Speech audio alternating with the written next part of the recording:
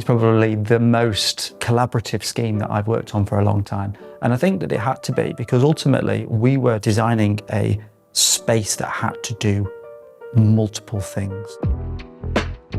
Stockroom was one of a series of projects that we were working with the council on around the Merseyway Shopping Centre.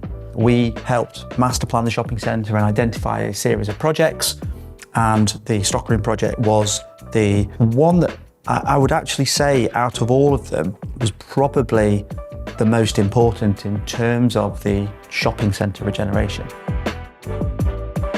The council brought this idea to us and said, right, well, how could we incorporate a library facility and what might that look like? How could that work? And what else could it do? And the interesting thing about it was that for a long time, nobody really knew what it was. Into what is Stockroom? And that was a very kind of common conversation that we had. Now, throughout the process to try and help shape what this space was, we held a series of stakeholder engagement sessions with the various departments within the council to talk about what they would do with it if they had it and how they would want to engage with it and how they could occupy it. So we worked with the council and worked with CBRE and collectively submitted the application and won the money from the Future High Street Fund. When we were working on Stockroom, it was intrinsic that we captured the existing structure in as high a detail as possible. What we did was commissioned a high-resolution survey of the existing structure, and we imported that survey into our Revit model, allowing us to do thorough clash detection with the wider design team in order to ensure good continuity on site.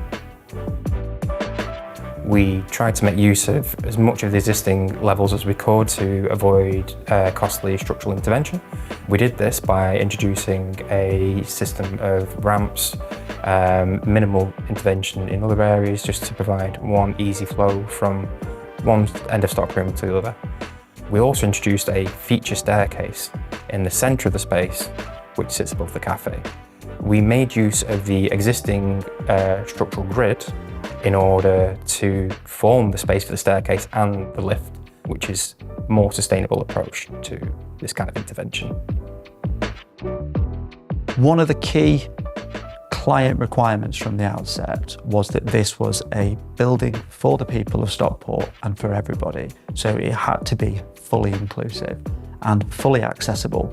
The starting point from this was around the facilities within the space, and what that would help enable is that people could go there and they could linger there. So, providing best-in-class toilets, providing prayer facilities, providing spaces for parents and changing places basically meant that this was set up to enable a broad spectrum of people to use the space.